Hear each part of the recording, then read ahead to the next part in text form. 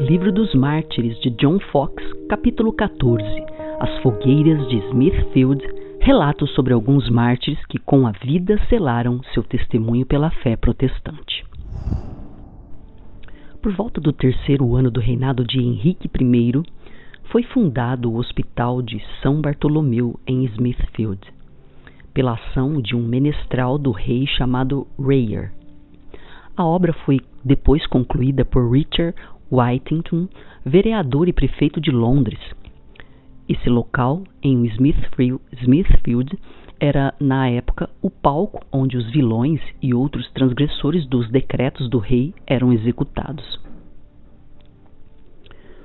John Bedby, artesão. No ano de 1410 de Nosso Senhor, no dia 1º de março, sábado, numa casa ou sala do interior do recinto dos frades pregadores de Londres, deu-se um interrogatório de um certo John Bedby, artesão, na presença de Thomas Arundel, arcebispo de Cantuária. Esse John Bedby respondeu que era impossível que qualquer sacerdote produzisse o corpo de Cristo mediante a enunciação das palavras sacramentais. O arcebispo, percebendo que ele de modo algum mudaria de opinião e, além disso, vendo que sua atitude teimosa e coração inabalável aparentemente começavam a convencer outras pessoas, declarou que John Bedby era um herege público e manifesto e o entregou ao poder secular. Tendo os bispos concluídas essas atividades pela manhã, à tarde, o decreto do rei não se fez esperar. John Bedby foi trazido para Smithfield, onde foi colocado dentro de um barril vazio e preso a uma fogueira com uma corrente, tendo lenha seca à sua volta. Estava ele nessa situação quando o príncipe, o filho mais velho do rei, demonstrando algum sentimento do bom samaritano, procurou uma forma de salvar-lhe a vida. Nesse ínterim, o prior de São Bartolomeu em Smithfield, precedido por 12 tochas acesas, trouxe com toda solenidade o sacramento do corpo de Deus e o exibiu ao pobre coitado junto à fogueira. E então lhe perguntaram o que ele acreditava estar ali presente. Respondeu ele que sabia muito bem que era o pão consagrado e não o corpo de Deus. Em seguida, atearam-lhe fogo. Quando aquela alma inocente sentiu as chamas, gritou: piedade! Como se invocasse ao Senhor. Comovido com aquele grito horrível, o príncipe mandou apagar o fogo. Obedecida a ordem, perguntou ao condenado se ele abandonaria a heresia, dizendo-lhe que se o fizesse, seria bem suficiente e prometendo-lhe também um estipêndio anual para prover o seu sustento a ser pago pelo tesouro do rei. Mas esse corajoso campeão de Cristo recusou a proposta, ignorando as belas palavras do príncipe e também desprezando todos os conselhos dos circunstantes.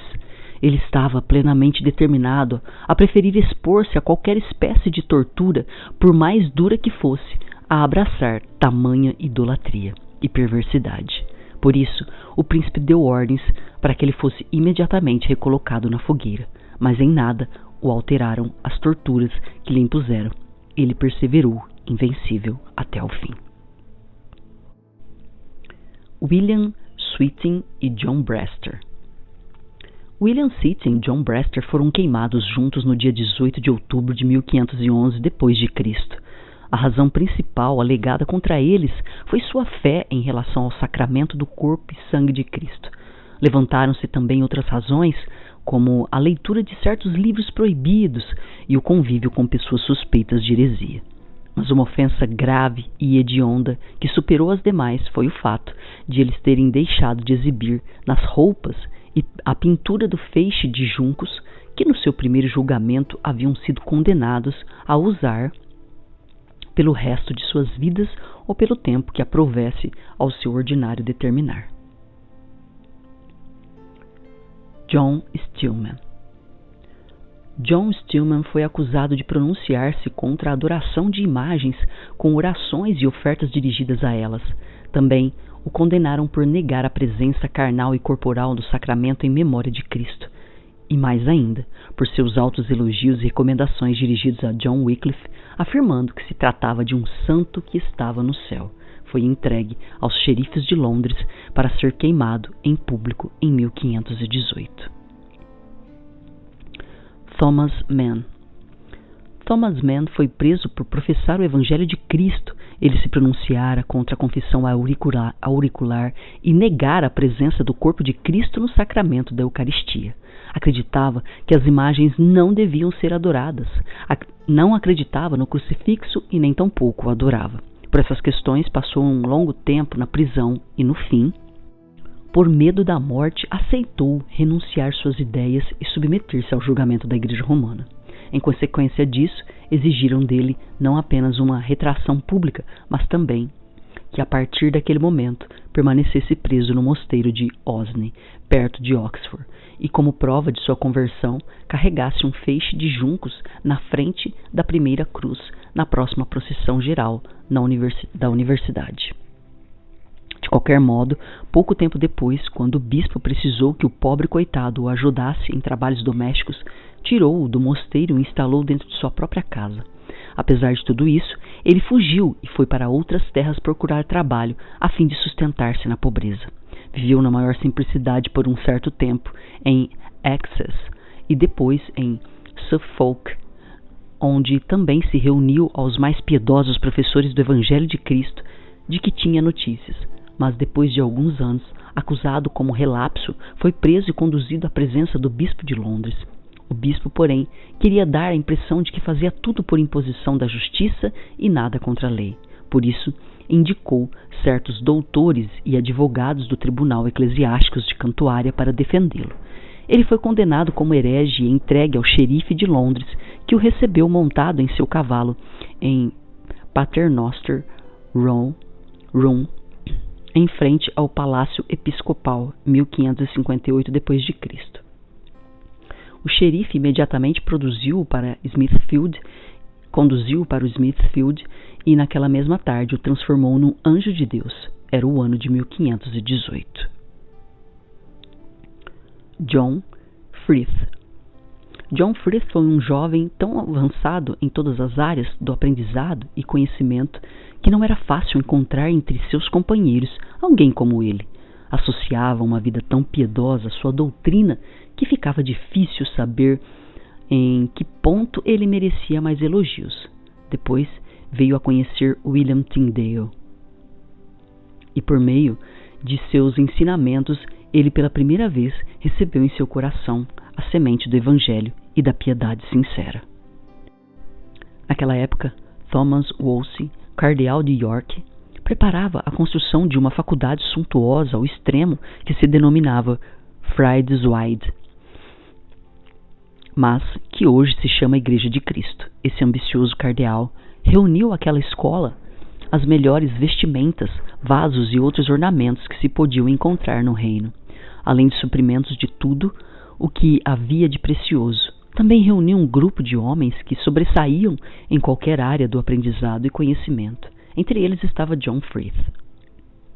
Os membros desse grupo super seleto de jovens, de parecer grave e intelecto aguçado, discutiam entre si os abusos da religião. Por isso, foram acusados de heresia e trancados numa prisão nas profundezas de um porão da própria escola, onde se guardava o peixe em salmoura. Por causa do fedor e da sujeira, ficaram todos infectados e alguns deles, depois de removidos para os seus aposentos, morreram. Chegou uma carta do cardeal informando que ele não admitia que aqueles jovens fossem tratados com tanto rigor. Assim, John Frith e alguns outros viram-se livres do cárcere sob condição de não se afastarem mais de 10 milhas de Oxford. Apesar disso, a segurança de John Frith não continuou por muito tempo por causa do grande ódio e perseguição mortal de Sir Thomas More, na época chanceler da Inglaterra, que o perseguiu na terra e no mar, obstruindo-lhe todas as estradas e portos e, pior ainda, prometendo grandes recompensas a qualquer um que trouxesse informações ou notícias sobre ele.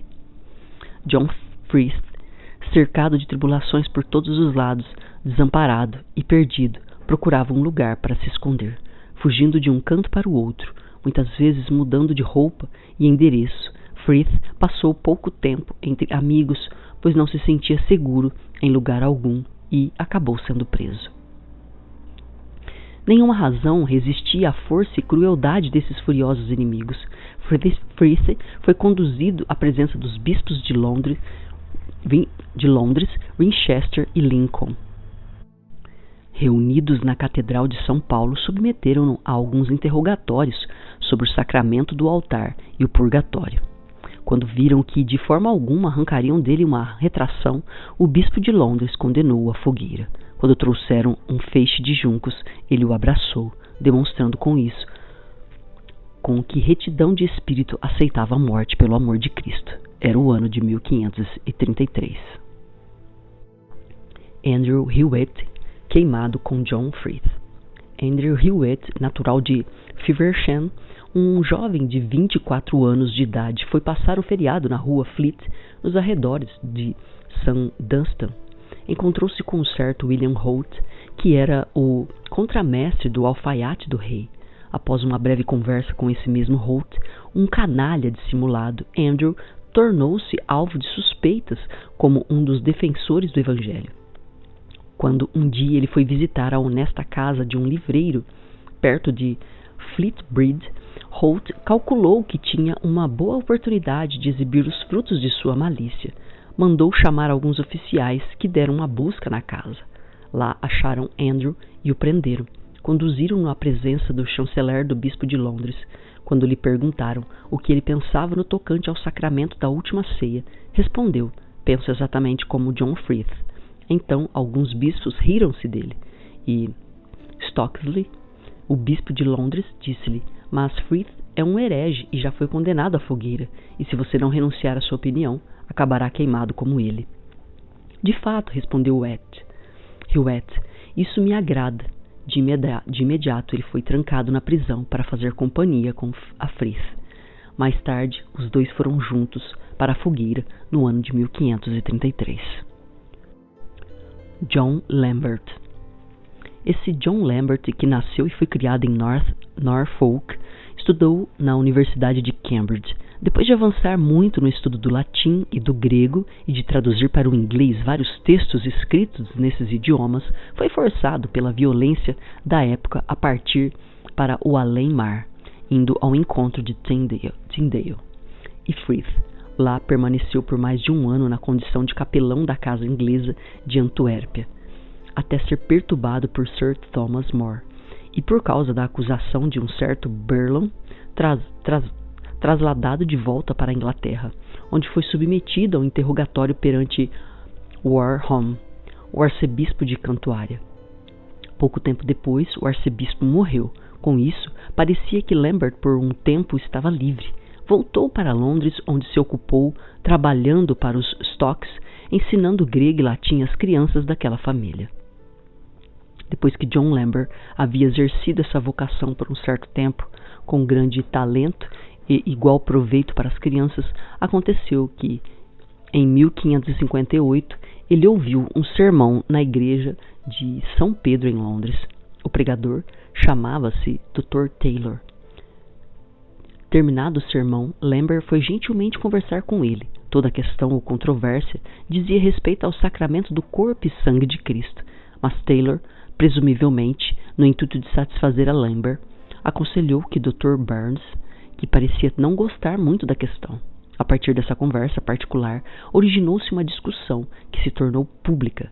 Lambert foi convocado pelo arcebispo Cranmer, que o obrigou a defender sua posição publicamente. O arcebispo, na verdade, ainda não sustentava a doutrina do sacramento, da qual mais tarde seria um professor convicto.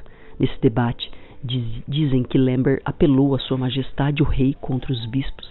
No fim, o próprio rei, todo vestido de branco, apresentou-se como juiz dessa grande controvérsia.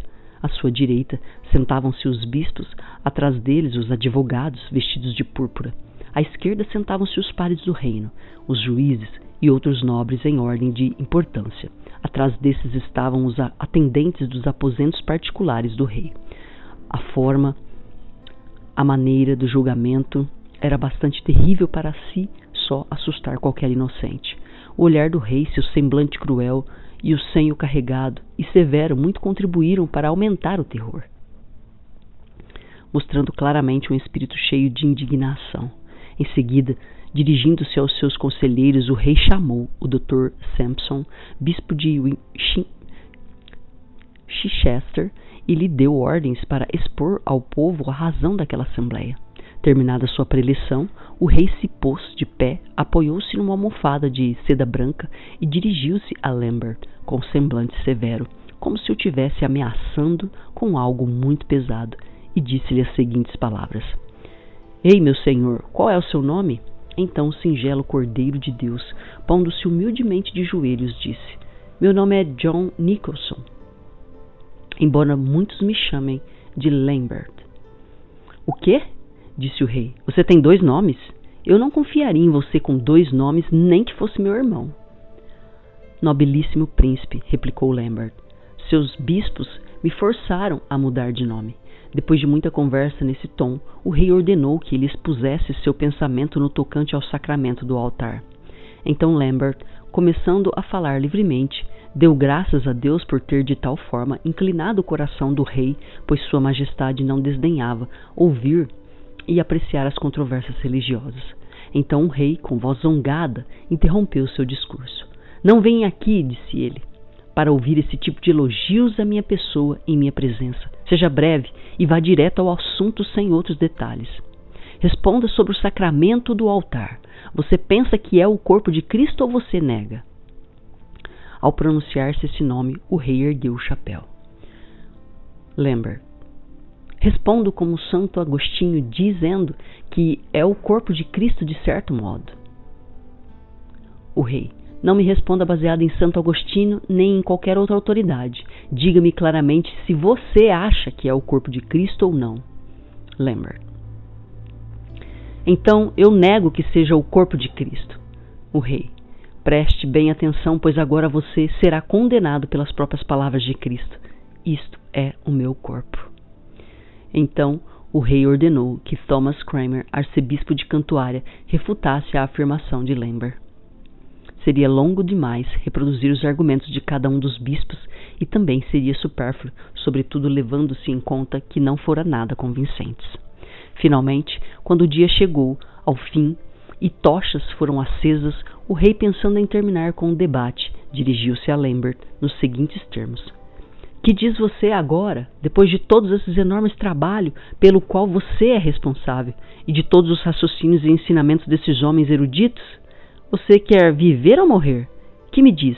Você ainda pode escolher livremente. Respondeu Lambert: Eu me entrego e me submeto totalmente à vontade de Vossa Majestade. Disse então o rei: Entregue-se nas mãos de Deus e não nas minhas. Lambert: Eu entrego minha alma nas mãos de Deus, mas meu corpo eu entrego e submeto totalmente à sua clemência. Disse então o rei: Se você se submeter ao meu julgamento, deverá morrer, pois não serei patrono de hereges. E dirigindo-se a Cromwell, disse: Cromwell, leia-lhe a sentença condenatória.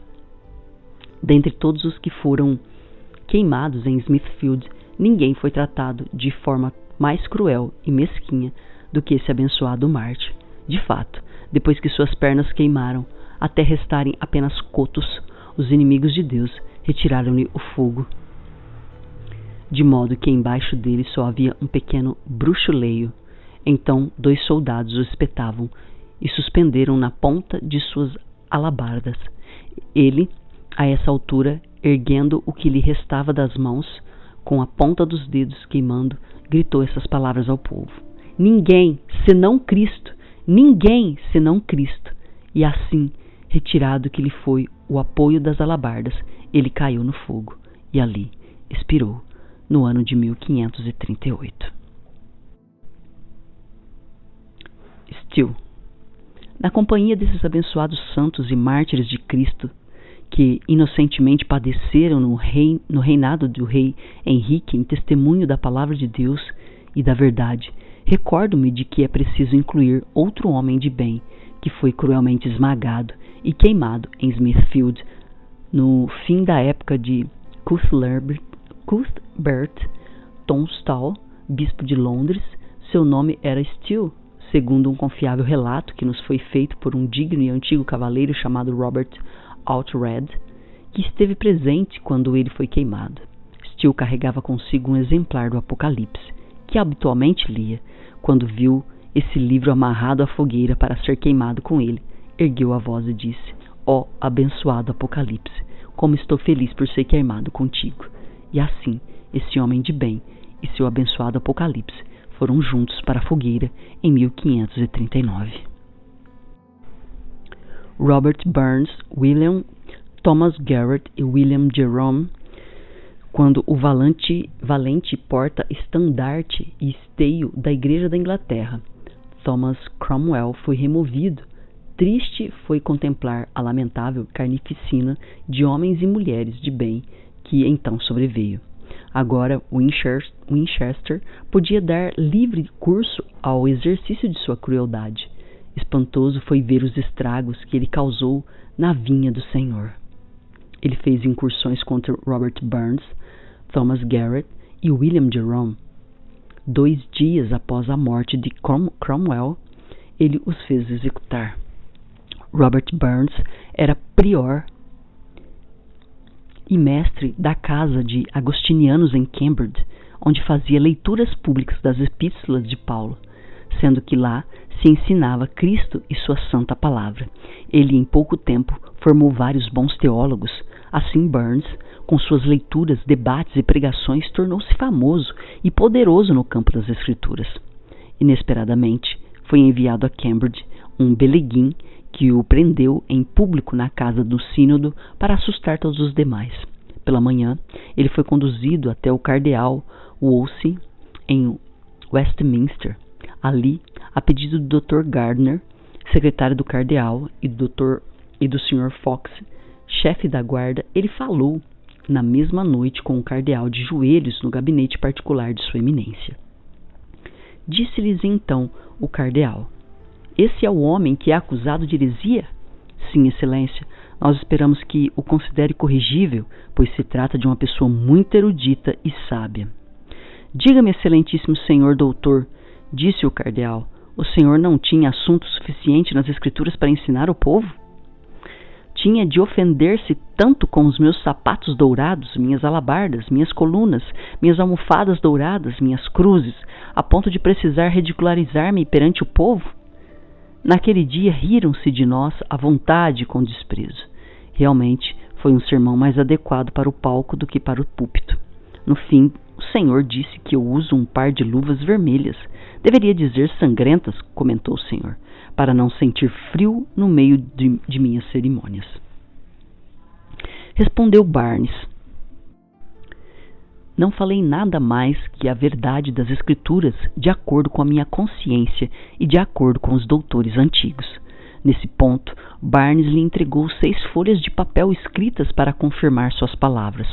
O cardeal recebeu-as com um sorriso e disse-lhe: percebemos que o senhor pretende defender seus artigos e mostrar seus conhecimentos. Exatamente, disse Barnes. É o que pretendo fazer, com a graça de Deus e o consentimento de Vossa Eminência. Respondeu o cardeal: gente, como o senhor tem pouco apreço por nós e pela Igreja Católica, vou lhe fazer uma pergunta. O senhor não julga necessário que eu tenha todas essas regalias, considerando que eu represento a pessoa de Sua Majestade, o Rei, em todas as altas instâncias deste reino, para o terror e abatimento de todos os membros perversos e corruptos dessa comunidade?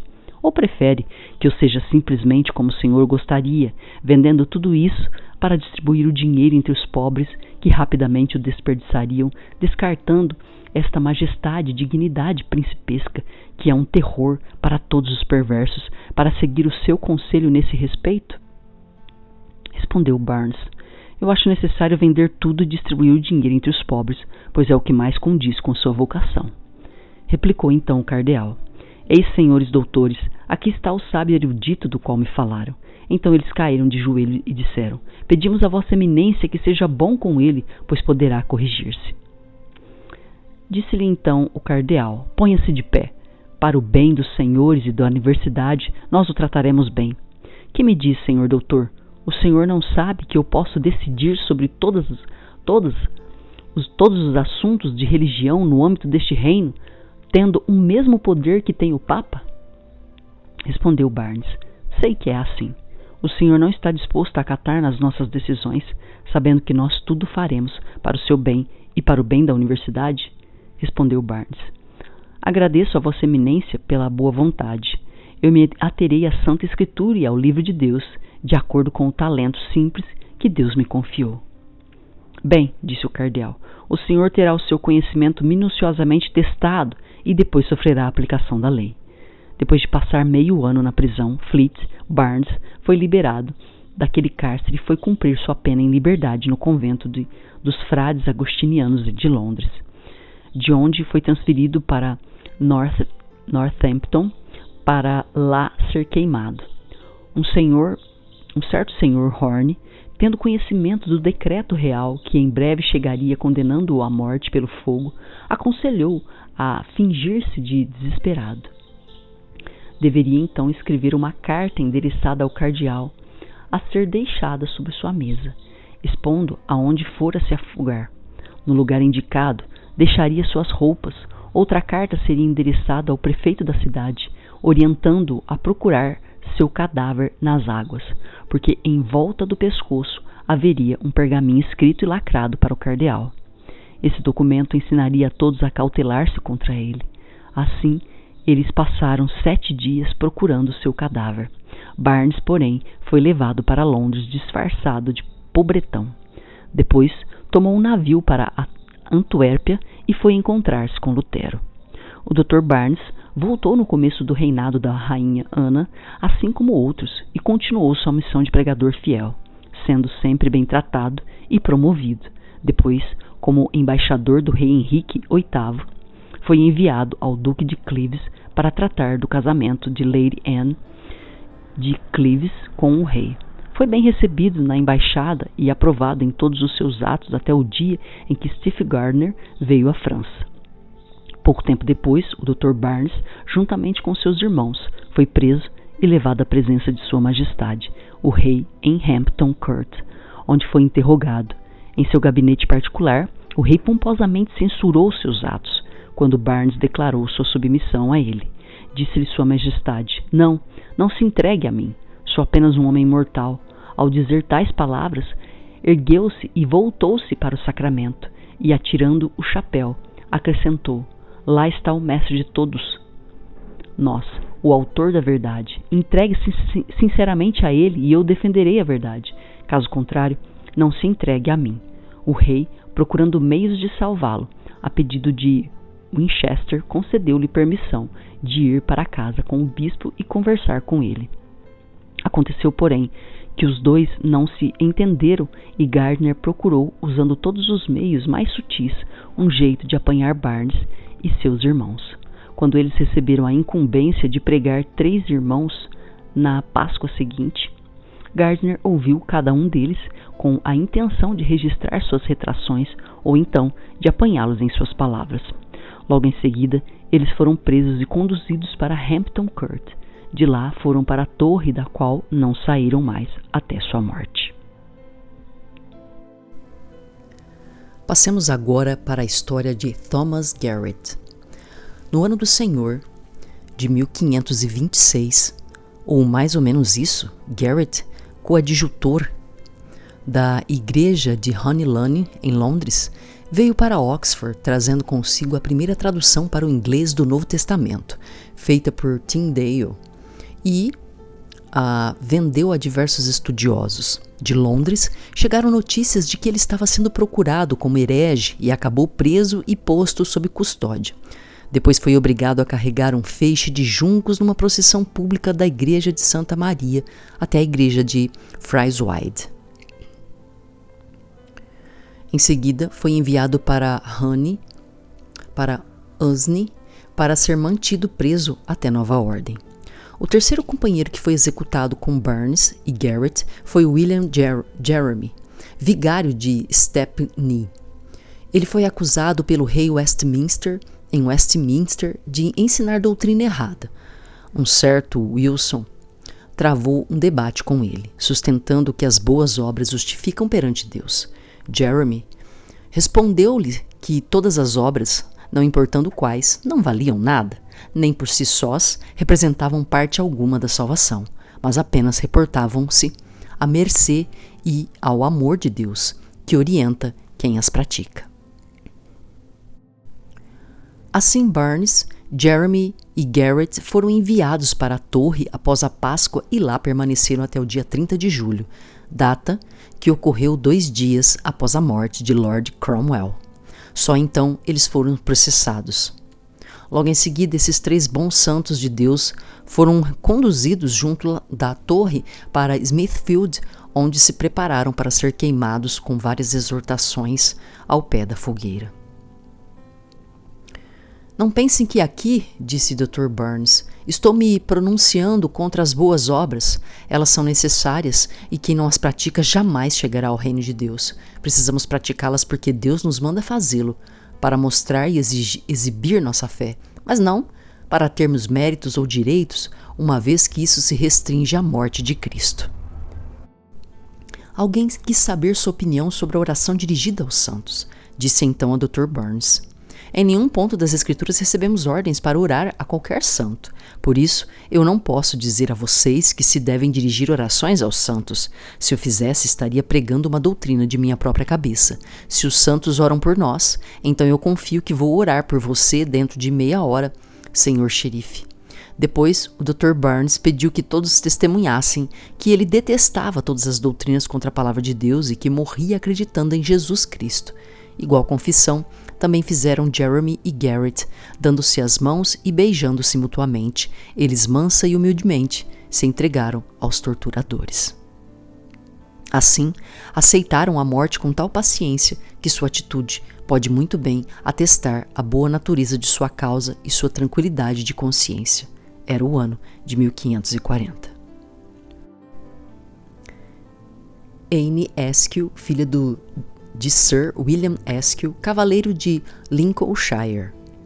Apresentando em seguida os interrogatórios de Anne Askew, de acordo com o que ela escreveu de seu próprio punho, atendendo aos insistentes pedidos de alguns fiéis. Primeiro interrogatório perante a Inquisição, realizado no ano de 1545 d.C. Christopher Dare examinou-me em Sadler's Hall e perguntou-me se era verdade que eu preferia ler 5 linhas da Bíblia a ouvir 5 missas na igreja. Eu confessei que dissera aquilo mesmo, não em menosprezo da epístola ou do evangelho da missa, mas porque a leitura da Bíblia muito me edificava. E a missa não me edificava nada. Ele acusou-me de ter dito que se um mau sacerdote celebrasse a missa era do diabo e não de Deus. Minha resposta foi que eu nunca havia dito coisa semelhante. Minhas palavras tinham sido as seguintes: quem quer que fosse o celebrante, sua conduta negativa não poderia prejudicar a minha fé, e que eu, apesar de tudo, recebia em espírito o corpo e o sangue de Cristo. Ele me perguntou o que eu dizia sobre a confissão. Respondi expressando minha opinião. Conforme disse São Tiago, todos devem confessar seus pecados uns aos outros e orar uns pelos outros.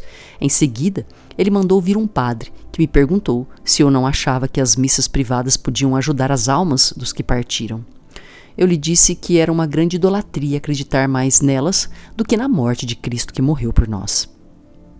Passaram então a palavra à Sua Excelência, o prefeito, que me acusou de ter dito o que eu nunca disse, mas que eles mesmos disseram, perguntando-me se um rato que comesse a hóstia recebia Deus ou não.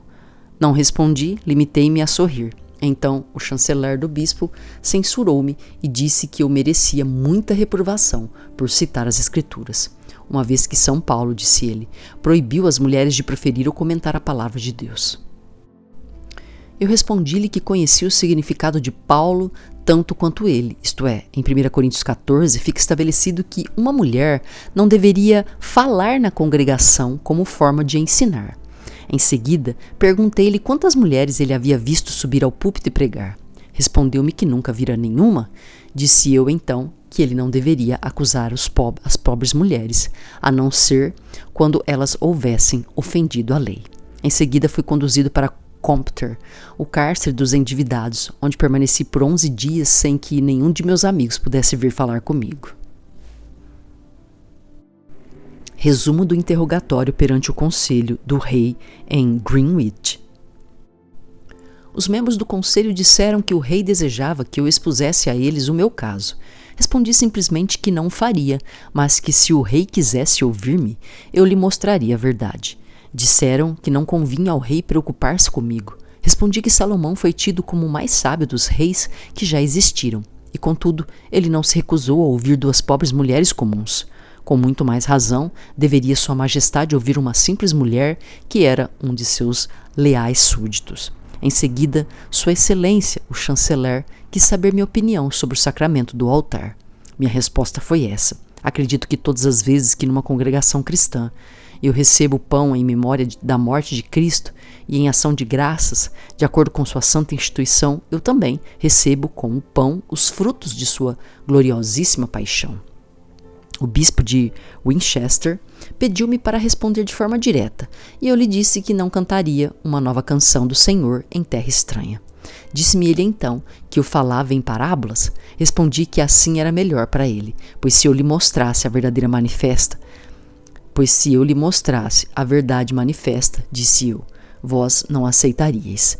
Disse-lhe que estava preparada para enfrentar qualquer castigo da parte deles, não apenas censuras, mas também tudo o que viesse depois, sim, tudo com alegria. Milord Lisle, Milord Excess e o bispo de Winchester insistiram pedindo que eu confessasse que o sacramento era o corpo, sangue e ossos. Disse eu então que era uma grande vergonha aconselharem-me e a confessar uma verdade contrária àquilo que eles mesmos sabiam. Então o bispo disse que desejava falar comigo na intimidade. Disse-lhe eu, Judas fez o mesmo quando traiu a Cristo, depois que ele pediu para falar comigo a sós. Mas eu me recusei. Perguntou-me por quê. Eu lhe disse que qualquer questão deveria apoiar-se na palavra de Deus ou de duas ou três testemunhas. Então o bispo disse que eu deveria ser queimada. Respondi que havia examinado todas as escrituras, contudo, em parte alguma, descobri que Cristo ou seus apóstolos condenaram qualquer criatura à morte. Ora, disse eu, Deus há de rir-se e zombar de suas ameaças. Em seguida, fui enviada para Newgate. O tratamento que recebi desde a minha saída de Newgate. Deixando Newgate, fui levada para uma prisão sob as insígnias da coroa, onde o Sr. Rich e o bispo de Londres, com todo o seu poder e palavras de bajulação, tentaram me persuadir a afastar-me de Deus, mas eu não apreciei sua adulação falsa. Veio então conversar comigo Nicholas Sexton, que me aconselhou a retratar-me como ele mesmo fizera. Disse-lhe que eu teria sido bom para ele se nunca tivesse nascido. Em seguida, o Sr. Reed me mandou para a torre, onde fiquei até às 3 da tarde. Então Reed e um dos membros do conselho ordenaram-me, em nome do dever de obediência, a dizer-lhes se eu conhecia alguma mulher de alguma casa senhorial que pertencesse à minha seita. Minha resposta foi negativa. Disseram-me então que o rei estava informado de que, se eu quisesse, poderia mencionar o nome de muitos membros da minha seita. Respondi que o rei estava muito enganado a esse respeito, assim como se equivocava em outras questões. Ordenaram-me então que lhes mostrasse como era tratada no Compter, que é o cárcere dos endividados, e quem me estimulava a defender o meu ponto de vista. Disse-lhes que não havia lá ninguém que me desse forças, e quanto à ajuda recebida naquela prisão, eu a recebera por intermédio da minha criada. Quando ela saía às ruas, lastimava-se com os aprendizes, e eles, por seu intermédio, mandavam-me dinheiro, mas eu não sabia dizer quem eles eram. Disseram-me que havia várias damas que me davam dinheiro, mas eu não sabia seus nomes. Depois disseram que havia diversas senhoras da elite que me haviam enviado dinheiro. Respondi que houve um senhor de casaco azul que me entregou 10 shillings, dizendo que a soma fora enviada pela Madame Hertford. Outro senhor de casaco violeta me entregara 8 shillings, dizendo que fora Madame Denny quem os enviava. Se o que disseram correspondia à verdade, eu não sei dizer. Em seguida, puseram-me na roda pelo fato de eu não ter revelado nomes de senhoras e damas que pensavam como eu, e ali fui deixada por um longo tempo. Sendo que fiquei quieta, sem gritar, Milord Chanceler e o Sr. Rich se deram ao trabalho de me torturar com suas próprias mãos até eu quase morrer. Em seguida, o tenente mandou tirar-me da roda. De imediato desmaiei, mas eles logo me reanimaram. Depois disso, passei 2 longas horas conversando com Milord Chanceler sentada no chão. Com muitos agrados, ele quis convencer-me a abandonar minhas ideias. Porém o Senhor, meu Deus, sou grata à sua eterna bondade, deu-me a graça de perseverar. E assim espero continuar até o fim. Conduziram-me depois para uma casa e deitaram-me numa cama. Estava com os ossos tão cansados e doloridos como os do paciente Jó. Agradeço a Deus por isso. Então Milord Chanceler mandou-me um recado.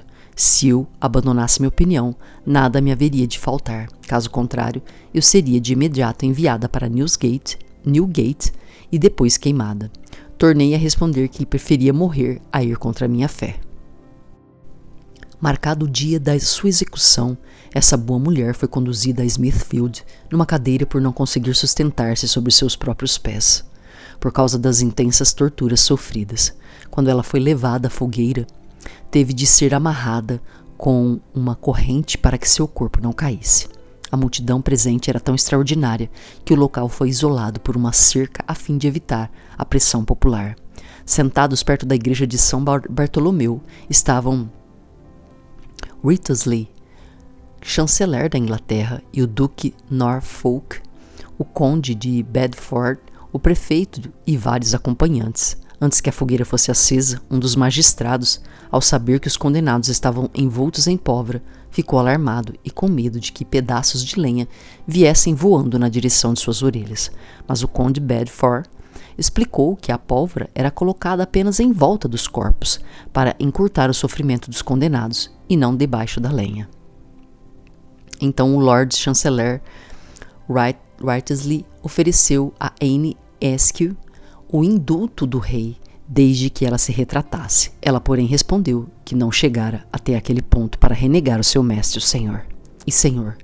E assim, a boa Anne Askew, envolvida pelas chamas da fogueira, como um abençoado sacrifício a Deus, dormiu no Senhor no ano de 1546 d.C., deixando um exemplo singular de constância cristã a ser seguido por todos os homens.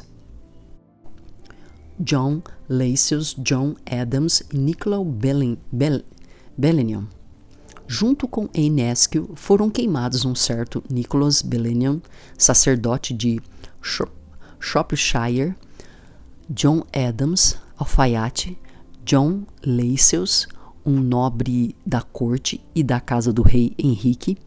Foi bom para eles terem sido executados juntamente com ela, pois embora eles mesmos fossem fortes e intrépidos, com o exemplo e a exortação de Anne, criaram mais coragem e sentiram-se ainda mais fortalecidos para enfrentar as dores e penas de morte. Contemplando-lhe a invencível firmeza e estimulados por suas convicções, eles não sentiram medo de espécie alguma. Mestre John Bradford. John Bradford nasceu na cidade de Manchester, em Lancashire. Seus pais fizeram-no estudar desde a infância, até ele conseguir tal domínio do latim e tal habilidade na escrita que estava apto a ganhar a vida de forma honesta. Passou então a servir o cavaleiro Sir John Harrington, que envolveu-se nos grandes afazeres do rei Henrique VIII. Rei Jorge VI chegou a ser administrador das propriedades rurais e dos edifícios reais. Foi então que Sir John percebeu o bom desempenho de Bradford, sua perícia e confiabilidade, e passou a preferir seus serviços aos de qualquer outro. O Senhor, porém, o escolhera para uma função melhor: pregar o Evangelho de Cristo. Aleluia! Então Bradford abandonou seus afazeres mundanos e sua crescente riqueza material para entregar-se totalmente ao estudo das Escrituras. Para melhor realizar seu intento, ele saiu do templo, que é um colégio de jurisconsultos de Londres, onde se estudam as leis temporais, e foi para a Universidade de Cambridge a fim de aprender, mediante o estudo das leis de Deus, o modo de promover a construção do templo do Senhor. Após completar um ano de estudos, a universidade lhe conferiu o grau de mestre em artes. Logo em seguida, o diretor e o conselho do corpo diretivo de Pembroke Hall ofereceram-lhe um cargo de professor. Na verdade, aquele homem de Deus chamado Martin Burker, com frequência, o exortava a empregar seu talento na pregação. Então, Bradford sempre respondia que lhe faltava competência para exercer tal ofício, dada sua falta de erudição. Ao que Booker costumava retrucar dizendo: se você não tem pão de semolina de primeira, dê ao povo pão de centeio ou qualquer outra coisa que o Senhor lhe confiou. Quando Bradford convenceu-se de que deveria exercer o ministério religioso, o Dr. Ridley, bispo de Londres, o chamou para conferir-lhe a ordem do diaconato, conseguiu-lhe uma licença para pregar e deu-lhe uma prebenda na Igreja Catedral de São Paulo. Nesse ofício da pregação, que durou 3 anos, com que fidelidade Bradford se conduziu, com que diligência se entregou ao trabalho, muitas partes da Inglaterra podem atestar. Com firmeza denunciava e reprovava o pecado, com doçura pregava a Cristo e sua cruz. Com energia impugnava heresias e erros, com serenidade persuadia as pessoas a levar uma vida piedosa. Quando a rainha Mary foi coroada, Bradford ainda continuou sua diligente pregação até ser injustamente privado de seu ofício e liberdade por ela e seu conselho. O fato foi o seguinte: no dia 13 de agosto, no primeiro ano do reinado de Mary, Dom Byrne, bispo de Bath, fez um sermão na Igreja da Cruz de Paulo, pregando a divulgação do papismo na Inglaterra. Conseguiu despertar tal indignação entre o povo que muitos estavam dispostos a arrancá-lo do púlpito. Nem a reverência que o lugar merecia, nem a presença do bispo Bonner, da época seu superior, nem as ordens do prefeito de Londres, a quem todos deveriam obedecer, acalmaram a raiva popular. Quanto mais falavam, tanto mais o povo se enfurecia. No fim, Byrne, percebendo a disposição do povo e vendo o perigo que corria, teve uma amostra muito clara na forma de um punhal arremessado contra ele. Pediu a Bradford, que estava às suas costas no púlpito, para passar à sua frente, ocupar seu lugar e falar com o povo. O bom Bradford ficou satisfeito com o pedido e dirigiu-se ao povo falando sobre a virtude da obediência piedosa e da calma. Tão logo viram, todos puseram-se a gritar: Bradford! Bradford! Deus te salve, Bradford! Rapidamente toda a fúria cessou e cada um foi calmo para sua casa. Byrne pediu que Bradford não se afastasse até que ele estivesse a salvo. Foi o que Bradford prometeu e fez. Enquanto o senhor prefeito e os xerifes acompanharam o bispo de Bath para o aposento do mestre-escola, ao lado do púlpito, Bradford o escoltava pelas costas, protegendo do povo com sua capa. Na tarde daquele mesmo domingo, Bradford pregou no Bow Church, em Cheapside, com veemência, e censurou o povo por seu comportamento rebelde. 3 dias depois, ele foi convocado a comparecer na Torre de Londres, onde na época se encontrava a rainha, a fim de apresentar ao seu conselho. Da torre, ele foi conduzido para o tribunal do rei em Southwark, e depois de sua condenação, foi mandado para a prisão Compter de Londres. Nesses 2 lugares, durante o tempo em que esteve preso, pregou 2 vezes ao dia, a menos que alguma enfermidade o impedisse. Tal era o número de pessoas que todos os dias se apresentava para ouvir seus ensinamentos, que em geral seu aposento estava quase cheio. Pregar, ler e orar era tudo o que fazia na vida. Não fazia mais do que uma refeição por dia, e era sempre uma refeição muito frugal. Durante seu estudo constante, ficava sempre de joelhos. Em meio ao jantar, com frequência costumava perder-se em pensamentos, segurando o chapéu sobre os olhos, dos quais geralmente corriam abundantes lágrimas que caíam do seu prato. Muito gentil era ele com os adultos e crianças. De porte físico, era bastante alto e esguio, magro e de cor avermelhada, com barba castanho clara. Geralmente não dormia mais que 4 horas por noite. Na cama, enquanto o sono não chegasse, seu livro não lhe saía das mãos. Sua distração principal era a boa companhia e conversa agradável. Nisso, consumia parte de seu tempo à mesa do jantar.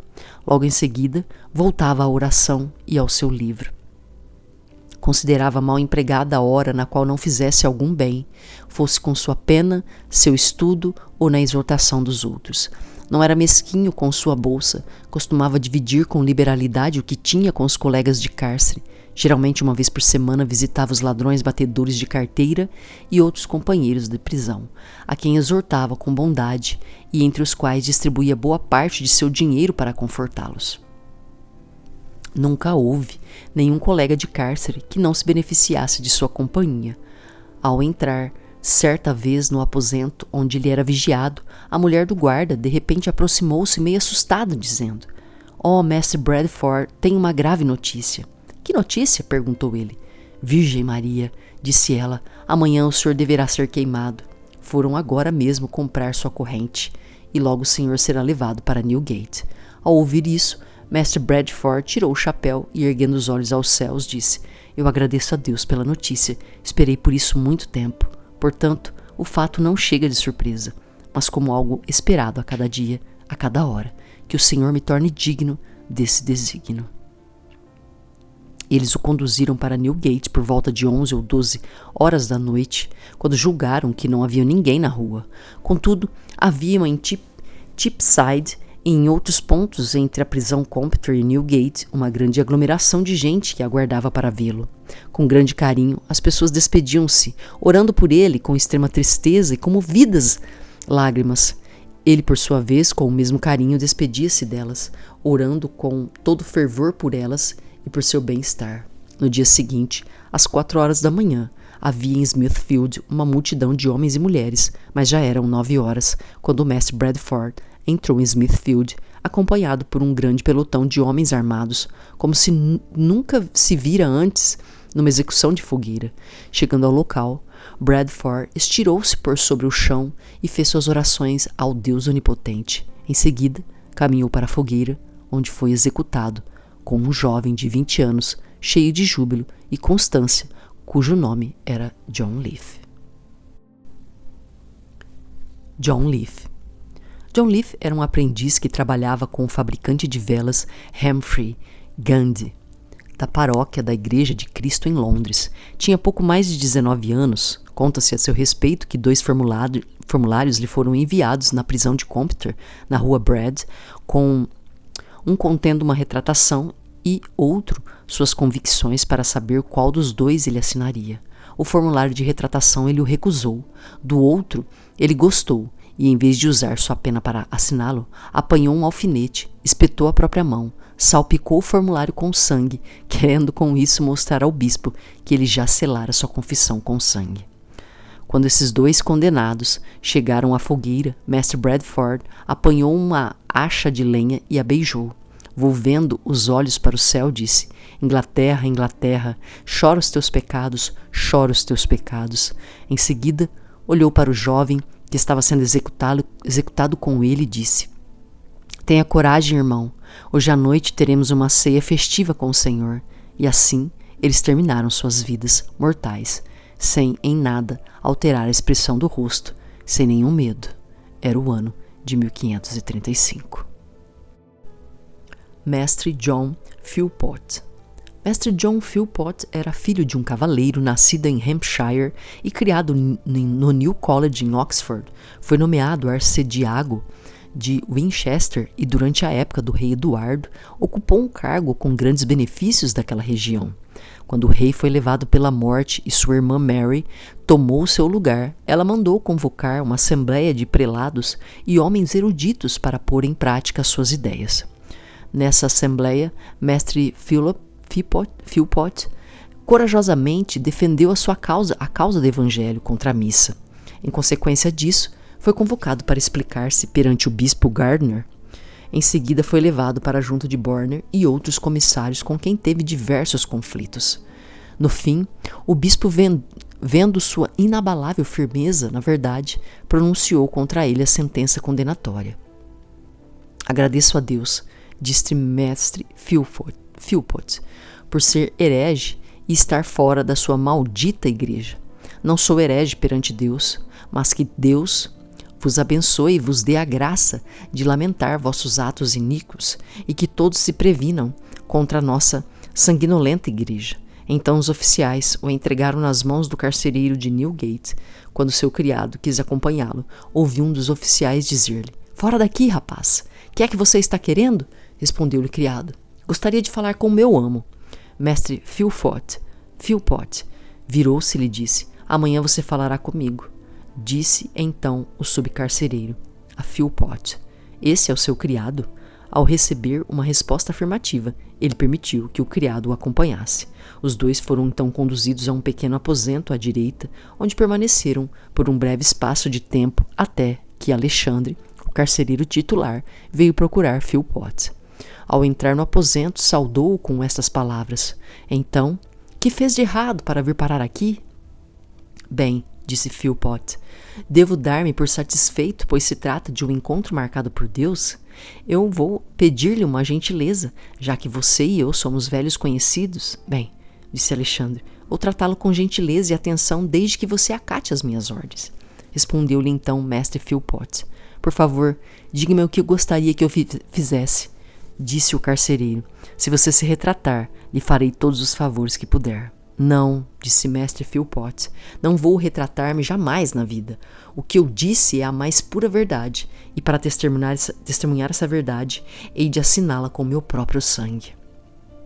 Disse então Alexandre: isso é o que diz todo esse bando de hereges. Em seguida, mandou que o prendesse ao tronco com todas as correntes que suas pernas suportassem. Meu bom Alexandre, seja meu amigo, esses ferros podem ser dispensados. Bem, disse Alexandre, providencie uma propina e eu mandarei retirá-los. Caso contrário, vai ter que continuar com eles. Perguntou-lhe então o mestre Philpot: Senhor, qual é a propina? A resposta foi que eram 4 libras. Ah, disse mestre Philpot, mas eu não tenho tudo isso. Sou pobre e passei muito tempo na prisão. Quanto pode me dar? Perguntou Alexandre. Senhor, disse Philpot, eu lhe darei 20 shillings. Posso mandar meu criado apanhar esse montante. Ou então posso penhorar minhas roupas como garantia.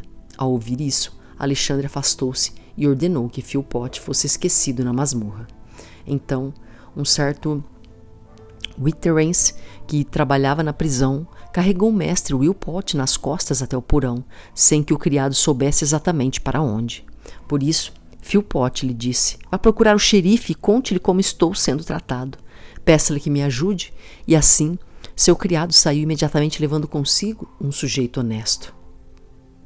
O xerife tirou o anel do dedo e o entregou ao homem que acompanhara o criado.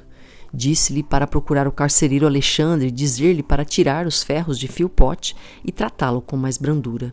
Quando chegaram e deram a Alexandre o recado do xerife, ele apanhou o anel e disse: ah, é?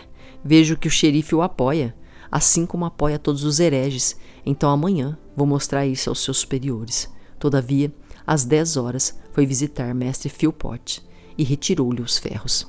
Na terça-feira, durante a ceia, era dia 17 de dezembro de 1555. Chegou um mensageiro enviado pelos xerifes e pediu que Philpot se preparasse, pois no dia seguinte ele seria executado. Mestre Philpot respondeu: estou pronto, que Deus me dê forças e uma feliz ressurreição. Dito isto, foi para o seu aposento e abriu a alma para o Senhor Deus, dando-lhe graças de todo o coração por tê-lo feito digno de padecer pela sua verdade. Pela manhã, por volta das 8 horas, chegaram os xerifes e Philpot, cheio de alegria, desceu ao encontro deles. Lá estava seu criado, que lhe disse: meu querido amo, adeus. Seu amo respondeu-lhe: sirva a Deus, que ele há de ajudá-lo. Ao entrar em Smithfield, o caminho estava lamacento e 2 oficiais se dispuseram a carregá-lo até a fogueira. Disse ele então, jocosamente: o quê? Vão me fazer de papa? Posso completar minha jornada a pé. Quando chegou ao local da execução, disse: devo desdenhar padecer nesta fogueira, sabendo que meu Redentor não se recusou a enfrentar a mais ignominiosa morte sobre a cruz por mim?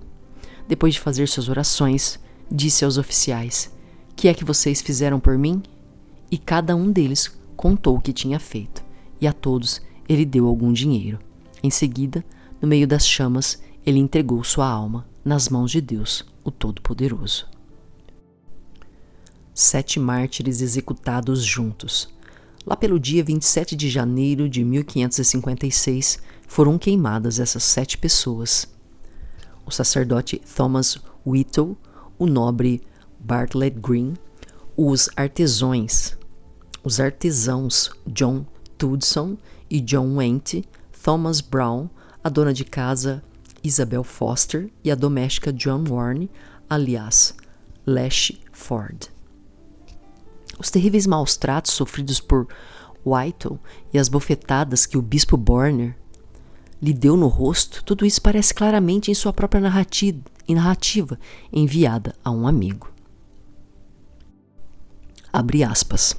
O bispo mandou que viessem me apanhar e me levassem da casa do porteiro onde eu passara a noite deitada no chão sobre uma enxerga. Estava mal como nunca. Quando me apresentei a ele, perguntaram se eu teria assistido à missa naquela manhã, caso ele me tivesse convidado. Respondi-lhe que eu teria vindo ao seu encontro atendendo às suas ordens. Mas quanto à sua missa, disse eu, não gosto muito dela. Essa resposta o deixou muito ofendido, e ele disse que eu passaria a receber apenas pão e água. Enquanto o seguia por um vasto salão, ele virou-se e bateu-me na cara, primeiro numa face, depois na outra. Em seguida conduziu-me para o depósito de sal, onde não havia nenhuma cama de palha. Tive de passar 2 noites sobre uma mesa, mas graças a Deus dormi profundamente. Whittle, confortado pela graça de Deus, resistiu forte e inabalável. Por isso foi levado à fogueira com os outros 6. Bartlett Green, o cavaleiro, era de uma boa família e fora enviado à Universidade de Oxford por frequentar as aulas de Peter Martyr. Ele viu a verdadeira luz do Evangelho de Cristo. Ao ser conduzido para Newgate, encontrou-se com 2 senhores que eram seus amigos íntimos e queriam confortar seu irmão perseguido, mas seus corações cheios de amor e amizade foram traídos pela abundância de suas lágrimas de compaixão. Disseram-lhe então Green: Ah, meus amigos, é esse o conforto que vieram me trazer nesse pesaroso momento? Devo eu, que sou quem precisa de consolo, ser agora vosso consolador? Quando foi espancado com varas pelo bispo Bonner, ele muito se alegrou. Todavia sua recatada modéstia era tanta que em nenhum momento expressou sinal algum do que sentia, para não parecer gloriar-se de si mesmo. Limitou-se a revelar seus sentimentos a um amigo, um certo senhor Cotton do templo, pouco antes de morrer. Foi o primeiro do grupo a ser preso, mas o último a ser condenado, o que aconteceu no dia 15 de janeiro. Foi queimado com os outros 6 mártires no dia 27 do mesmo mês, em 1556. Thomas Brown residia na paróquia de St. Bride, na rua Fleet. Pelo fato de ele não frequentar a igreja paroquial, o condestável do local o apresentou a Bonner. Conduzido à prisão de Fulham, foi intimado a entrar na capela para ouvir missa. Recusando-se a fazê-lo, deixou o local e foi para o viveiro dos coelhos, onde se ajoelhou no meio das árvores. Por isso, foi severamente acusado perante os bispos.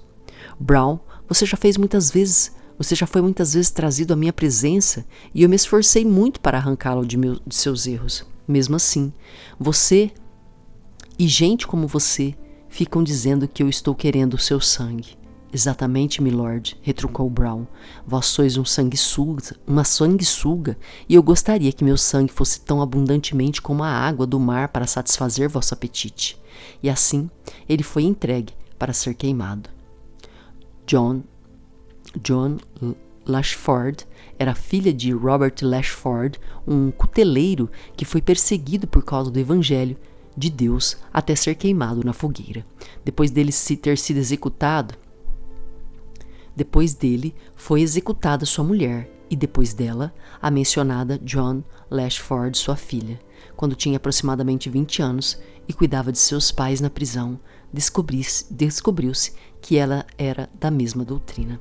Sua confissão foi que ela se recusava a assistir ao serviço da missa papista e a confessar-se. 5 piedosos mártires queimados numa única fogueira. Nessa história de mártires que sofreram perseguição, seguem pela ordem outros 5 que foram queimados no ano do Senhor de 1557, no dia 12 de abril.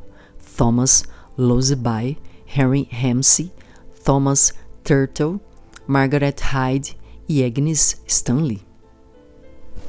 Todos foram presos por não frequentarem suas igrejas paroquiais. Thomas Turtle disse ao bispo Bonner: Milord, se Vossa Excelência me declarar herege, estará declarando que também foram hereges Jesus Cristo e os 12 apóstolos. Margaret Hyde disse: Milord, gostaria que me instruísse sobre algum ponto da palavra de Deus e que não viesse com ensinamentos sobre pão santo e água benta, pois são coisas que não fazem parte das Escrituras. Agnes Stanley deu a seguinte resposta: Milord, quanto àqueles que Vossa Excelência diz que são queimados por serem hereges, eu acredito tratar-se de verdadeiros mártires perante Deus. Portanto, hei de ater-me à minha opinião, a fé enquanto eu viver. Todos juntos, na mesma fogueira, com muita firmeza e alegria, esses 5 mártires terminaram sua vida temporal e assim receberam a vida eterna.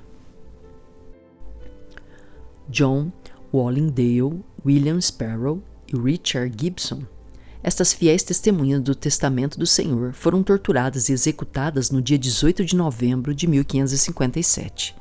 John Wallingdale disse que Cranmer, Latimer, Ridley, Hooper e, em geral, todos os que recentemente haviam sido queimados como hereges, não eram absolutamente hereges, uma vez que pregaram a verdade do Evangelho.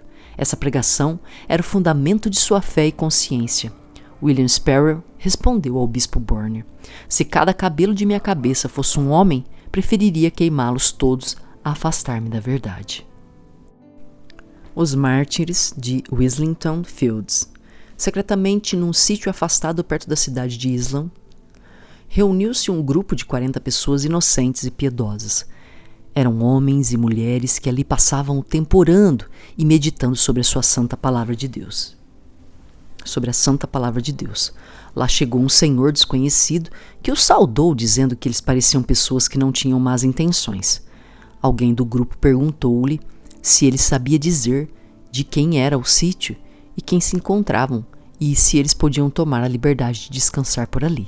Sem dúvida, disse ele, uma vez que vocês me parecem pessoas sem má intenção alguma. Dito isso, foi-se embora.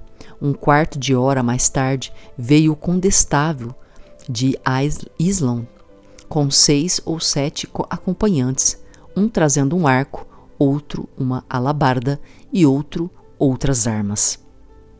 O condestável deixou seus companheiros para trás num lugar recluso, pedindo que ficassem de prontidão para alguma emergência, enquanto ele abordava o grupo dos 40. Depois de observar o que estavam fazendo, ele mandou que lhe entregassem seus livros. Eles, sabendo que ele era o condestável, não se recusaram a obedecer.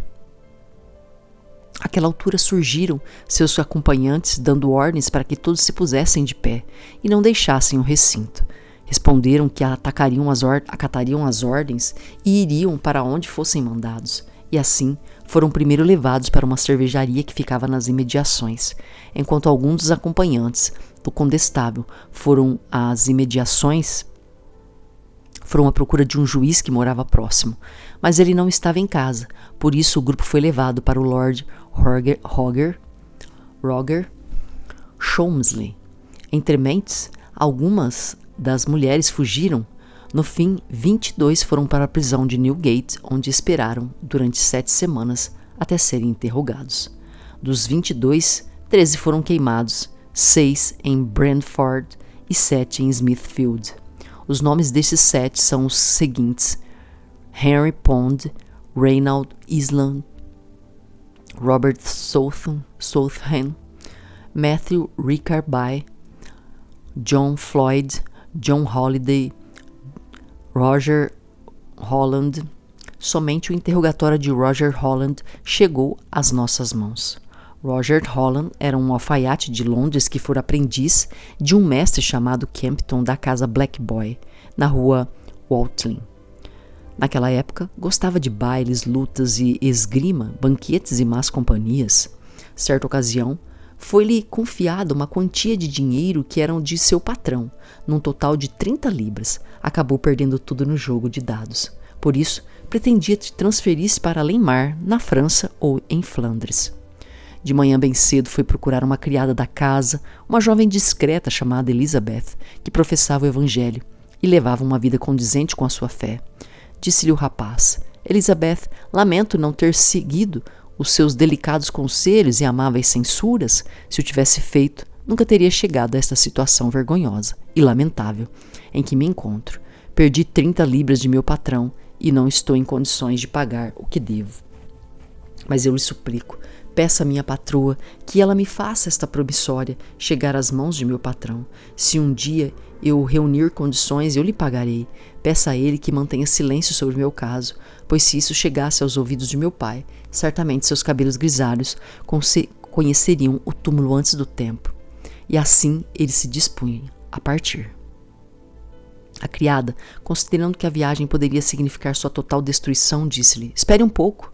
Tinha ela uma certa quantia de dinheiro que recebera pela morte de um parente. Apanhou 30 libras e disse: Roger, aqui está a quantia necessária. Você pode ficar com ela. Eu guardarei a sua promissória. Mas você precisa me prometer de abandonar todas as más companhias e deixar de falar palavrões. Se um dia eu souber que você apostou 1 centavo jogando dados ou cartas, então vou mostrar a promissória ao seu patrão. Mas ainda, você deve prometer-me que vai frequentar todos os dias a preleção na igreja de Todos os Santos e todos os domingos o sermão na igreja de Paulo. Vai jogar fora todos os livros dos assuntos papistas e baladas vãs e arranjar um Novo Testamento e um livro dos serviços religiosos. Vai ler as Escrituras com reverência e temor, sempre invocando a Deus para que sua graça o conduza na sua verdade. Vai rezar a Deus com fervor, pedindo-lhe que perdoe suas ofensas passadas e esqueça os pecados de sua juventude. E vai sempre temer e desobedecer suas leis ou ofender sua majestade. Então Deus o protegerá e lhe concederá o que o seu coração deseja. Dentro de 6 meses, Deus havia operado tal transformação nesse homem que ele se tornara um zeloso professor da verdade. Foi então para Lancashire visitar seu pai e levou consigo vários bons livros que distribuiu entre os amigos. Assim, seu pai e seus amigos começaram a saborear o evangelho e a detestar a missa, a idolatria, a superstição. No fim, seu pai lhe deu uma grande quantia em dinheiro para ele começar a vida. Era uma soma de 50 libras esterlinas. Então Roger voltou para Londres outra vez e foi visitar a criada que lhe emprestara o dinheiro para pagar seu patrão. Disse-lhe ele: Elizabeth, aqui está o dinheiro que você me emprestou, pela sua amizade, boa vontade, pelos bons conselhos que me deu. Eu não estou em condições de recompensá-la, a não ser fazendo de você minha esposa. E logo em seguida se casaram. Era o 1º ano do reinado de Mary. Depois disso, ele continuou o convívio dos fiéis, até que, no último ano da rainha Mary, ele e os outros 6 mencionados acima foram presos. Depois de Roger Holland, graças a Deus, não houve mais ninguém executado em Smithfield em testemunho do Evangelho. Confira o próximo capítulo: Vida, Caráter e História do venerável pastor e prelado Thomas Cranmer, arcebispo de Cantuária.